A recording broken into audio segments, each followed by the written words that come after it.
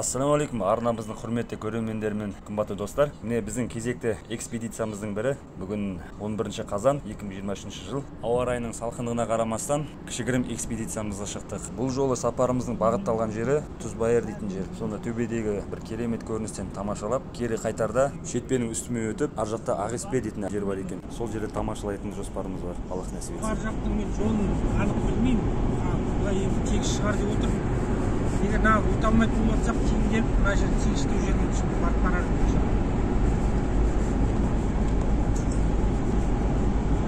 қарша. Анау оң жағымызда алдыңғы жақтағы жиектер бар ғой, аппақ болады. Сол жерлерде акуланың тістері болады. Бір-екі алып кету керек. Қалай болады? Бізде акула болды ма дейді? Иә, кезінде мына тетіс деген не болған ба мұнда? Мұхит болған, содан қалып қойған. Мен көзімше тауып алып кетті, бір-екеу болған. Көрсек тауылсақ тауып көрейікші.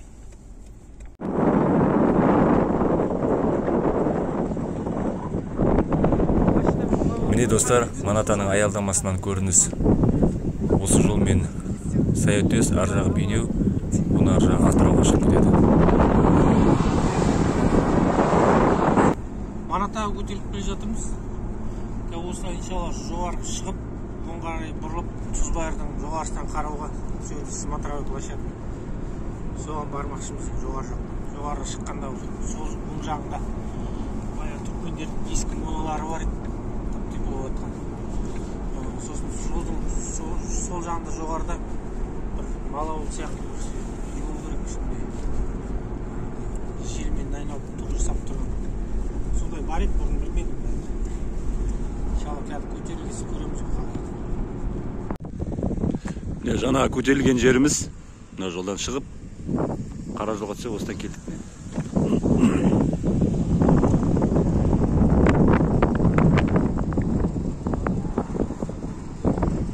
Хорошо. Оңға қарай алып кететін тегістік болса, оңға қарай тайу керек, ана жерде параллельный жол жатыр. Оны ма? Тегіс сияқты мына жылқылардың жатқан жері. Сен абай оң қарай алшы кішкене. Мына жерде мынандай бекіністер бар екен, қоршап қойған таспен. Қай жылдар салынған нәрсе бұл?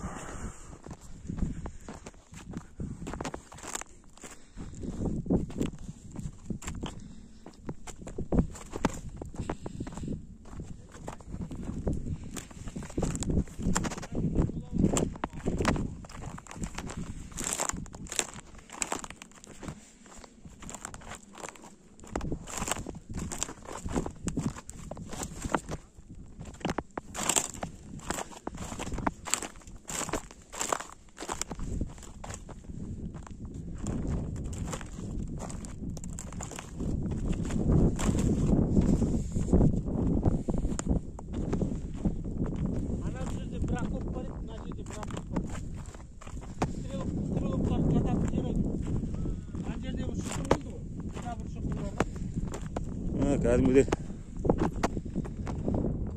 расында акоп сияқты екен.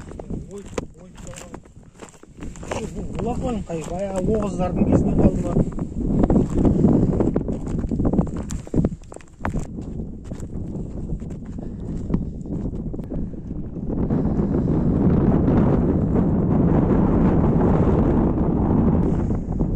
Бұл жердің тастары да өзгеше екен. Ерекшеленіп, ойылып қалған.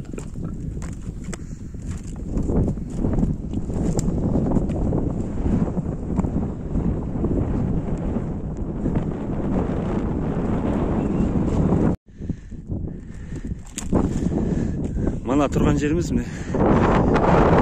Жоғары көтерілгенде мұнда тағы бір бекіністер бар екен.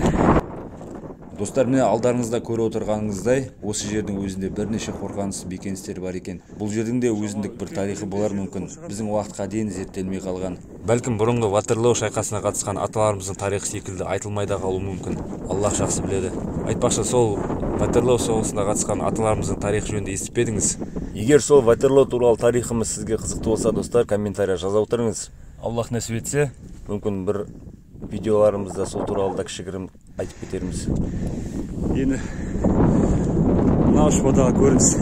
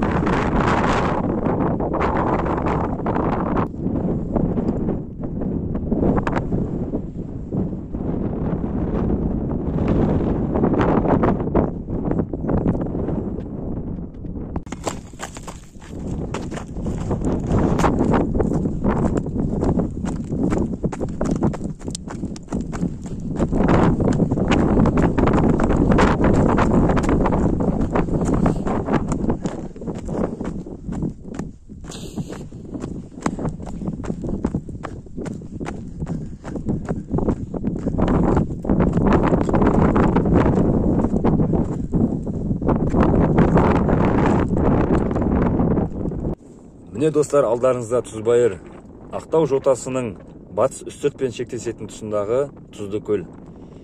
Алматы 2006 Қазақстанның қорықтары мен ұлттық бақтары атты еңбектеріндегі деректерге сүйенсек, Тұзбайыр, Ақтау жотасының батыс үстіртпен шектесетін тұсындағы тұзды көл.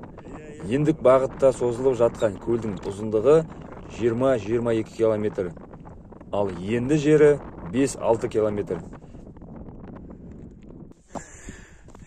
Енді ана төбеге бара жатырмыз. Мана біз тұрған төбе мына жерде. Сол жерде көрініс қалай екен. Мана жел басылғандай болды.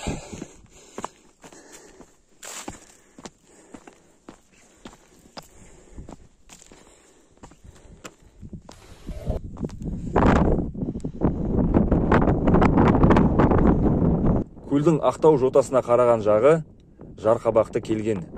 Осындағы ең биік қырқалар Қара Төркіл және Қара Төбе деп аталады. Қара Төркілдің биіктігі 385 метр болса, Қара Төбенікі 272 метр. Мына төбе, мана біздің тұрғанымыз, біздің көліктер мына төбеде тұр. Алдымызда Тұзбайыр ағамыз.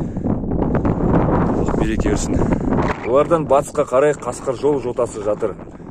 Қайдақ сорына қараған жағында көл деңгейінен көтеріңкі келген аңғар орналасқан. Көктемгі және күзгі жауын шашын кезінде көл суға толады. Жылдың қалған кезінде көл табанын әртүрлі қалыңдықтағы аз тұзы шөгіп жатады деп жазылған екен. Аллах береке берсін қазақ елінің осындай кең байтақ жеріне. Кейбір тастарында осындай қызық болып орталығы.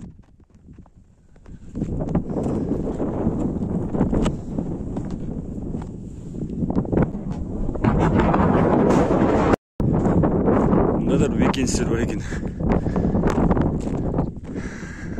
Бір шамма бір тұрғылықты жер болған сияқты жер.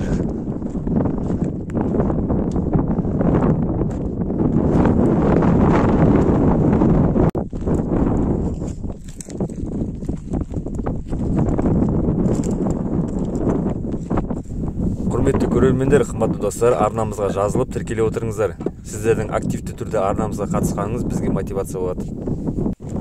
Міне бекеністің ішінде жүрміз.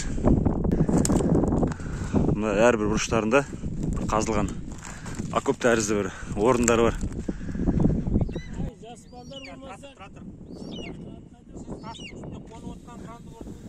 Мана Тұзбайырдың биіктегі көрінісін тамашалап, тарихи құндылықтарымызды көріп, кері кетіп бара жатқанымызда, мана біз жүрген жерлерден осылай биікте 3 қыран ұшып жүр екен. Осы жерлерден жүрген киіктерді, арқаларды көрмесек те, Аллаға шүкір әйтеуір. Алыстан болса да, осы биікте ұшып жүрген қырандарды көріп бір тамашаладық. Ал мына Тұзбайырдың жоғарыдағы көрінісінен кері жүріп қазір жолға шығамыз трассаға.